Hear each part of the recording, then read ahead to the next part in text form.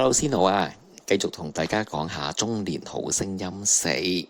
今次係人生之歌嘅上半場。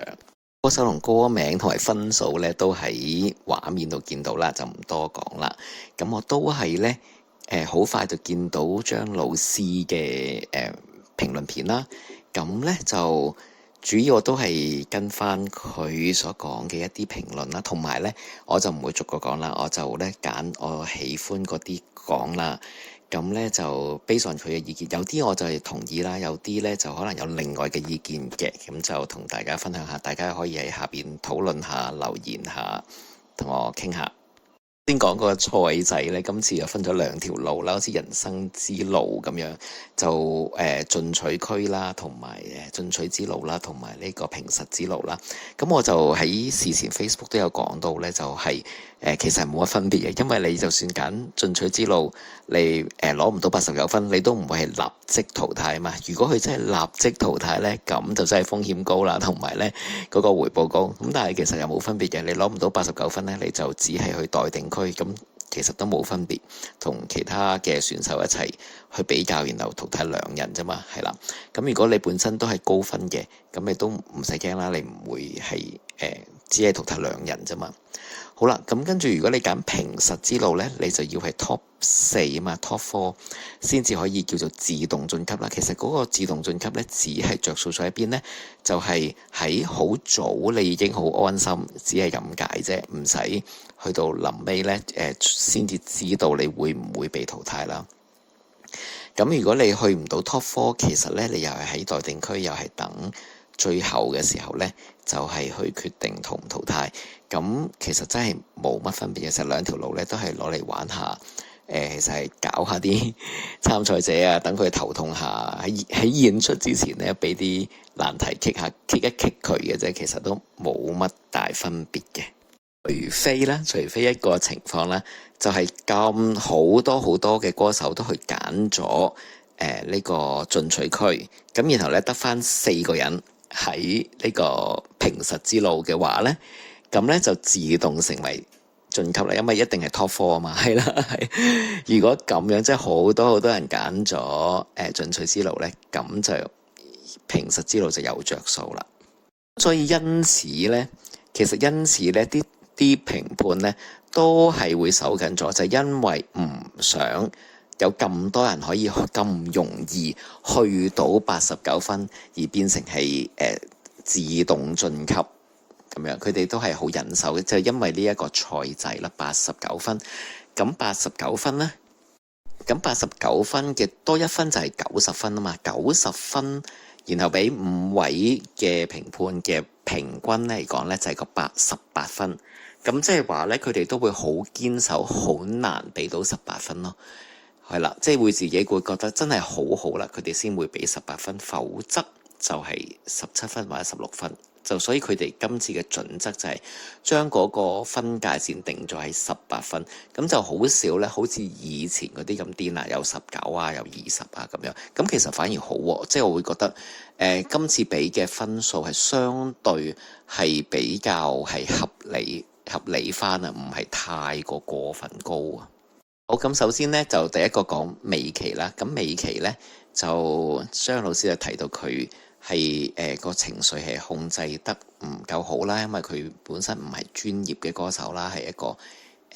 業餘啦。咁其實未有一啲嘅技巧去控制住自己嘅情緒，即係有一個高漲嘅情緒，表達歌曲嘅情緒，但係呢又唔影響唱歌啊。咁呢個係好同意嘅。普普通通嗰啲唔講啦，去到范子睿我都覺得係好好嘅，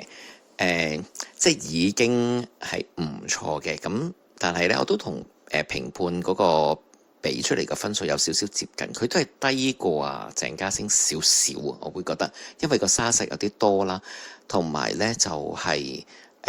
有少少有啲係嗌咗出嚟嘅情況咯。咁同佢開頭嗰幾首歌呢，即係有啲好似講嘢咁樣嘅歌呢，係有啲接近嘅。咁但係呢，因為之前已經聽過唱得好好啦，咁呢一首呢，其實又冇嗰啲咁好，嗰啲係佢似講嘢，又有好真性情、好真嘅真摯嘅聲音，又高低起伏又做得好好。呢首可能唔係話真係最熟啦，係爭啲啲嘅。跟住鄭仲豪啦，我又係好喜歡啦。我唔係特別喜歡佢，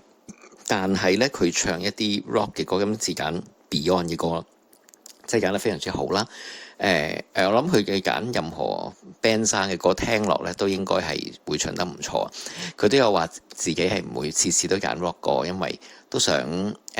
即係拋離下，跟住又沉低下咁樣，又再 rock 下，又再拋離下咁樣。咁如果佢次次都 rock 咧，就次次都可能拋離晒咁樣，就唔好啦咁樣。咁都呢個都係一個做人啊，識做啦咁樣。咁同埋都唔會俾人覺得係每次都係揀 rock 咁樣咁單一啦咁。咁今次好好嘅，好啦，到鄭家聲啦，我都係好中意嘅佢嘅呢一首啦。咁張老師話佢少咗啲鼻音，係嘅，我都覺得佢係好似把聲開咗啲，咁冇之前咁萌咁樣困住咗咁樣。咁不過其實一路後期咧，我都就變咗喺現場啦嘛，係啦，跟住呢一集嘅好似係啦，即係呢個人生之歌之後，我就喺現場，我就都覺得佢依然都係有一啲嗰種情況，唔係好出到嗰個聲嘅，未係一個好靚嘅發聲位嘅情況嘅。咁總之，但係呢一集咧係算係幾好嘅。最後就係尹景順咧，隻歌唔熟係啱嘅，一定係咁，但係佢即係唔好理嗰個歌詞，或者佢已經咬字咬得好唔好啦。咁一路咁樣睇住啲歌詞啦。咁我諗其實現場嘅評判都係一路睇住歌詞，咁去聽佢嘅發聲，佢個聲音咧嗰個質地啦，係好動人嘅。係覺得佢配合埋啲即係睇少少歌詞嘅時候，都會知道佢講緊嗰樣嘢，個聲音係啱嘅，啱數啦，合理啦。係有質感啦，令人感動啦，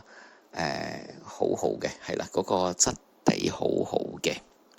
今次呢一把聲，我覺得幾好聽嘅，我反而唔係太中意佢太過嬌嘅女仔聲啦。佢同埋佢有陣時有一啲可能係就係低音嘅時候所做出嚟嘅嗰啲聲有啲怪，有啲好似總之係 distort 咗，怪怪地嘅嗰啲低音，同埋可能有啲字嘅嗰個有少少鄉下音，或者係總之唔係純正嘅廣東話出嚟嘅一啲聲咧，好有啲怪嘅。咁今次咧就冇嘅，可能因為成隻歌都係佢嘅母語嘅，或者係即係熟悉嘅語言啦。跟住咧，最後尾咧，張老師就提到一點嘅，就係講到咧，就係啲評判嘅一啲唔一致嘅啲睇法咧，就係話佢要跟原唱嘅嗰個feel 啦，嗰個 mood 啦，嗰個原意啦，都定係唔跟又得咧咁樣。咁咧呢度我有唔同嘅睇法嘅，即係我會覺得你跟或者唔跟，就係在乎你做得好唔好。同埋可能即係會同你有冇改動啲編曲啦，嗰個情況一樣咯。你冒險嘅，你去改咗個編曲，而改得好好嘅，咁咪好咯，咁咪會讚你咯。加注入咗新嘅元素俾一隻歌咯。咁但係如果你改完之後改得唔好，咁咪會覺得你係唔好咯，係啦，即係會覺得原本係好啲咁樣咯。其實都一樣嘅，即係同編曲一個。咁你對於嗰隻歌嗰個情緒嘅演繹，譬如佢提到話你原本係溫暖嘅，定係原本係慘情嘅，你變咗佢係一個唔同嘅情況咁樣。咁我覺得係就去睇下你變得好與唔好咯，即係聽出嚟。總之成件事係一個作品啊嘛，係一個藝術品嚟㗎嘛，成隻歌。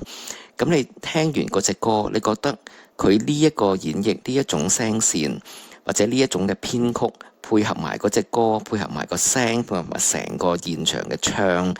個人嘅一啲嘅動作咁樣啦，表情咁樣加埋埋，係咪好咯？係啦，嗰一刻係咪一個好令人賞心悅目啊？好欣賞啊，好中意，令人中意，咁咪係好咯？加埋埋之後，令到人覺得有啲反感，有啲怪怪地喎。即係嗰種怪怪地，可能就係我唔接受，可能就係同原本唔同，因而唔接受。咁同原本唔同，可以係更加欣賞噶嘛？又或者係覺得原本好啲喎，呢個改動咗唔好喎，我唔中意喎。咁其實都係即係就係一種情緒，對於藝術都係一種情緒噶嘛。所以我就會覺得未必一定需要每一個評審，然後對於每一個參賽者都要有相同嘅嗰一把尺去量度佢有冇改動嗰隻歌，係啦，不論個編曲或者係嗰個情緒感情嘅表達咁樣咯。咁大家又可以講下你哋嘅睇法啦。如果你聽完之後係啦，有咩諗法，可以喺下低寫低同我交流下。可以去我 Facebook 嗰度講啦，或者係喺下邊留言啦，或者係訂閱我嘅頻道訂閱我嘅 Facebook。好，我哋下次再見，拜拜。彩蛋講下，我係出席嘅嗰一次呢，就係完咗人生之歌之後，係啦，上下之後呢，16強去14強嗰一集呢，就係經典情歌嗰一集，就係我開始喺現場啦。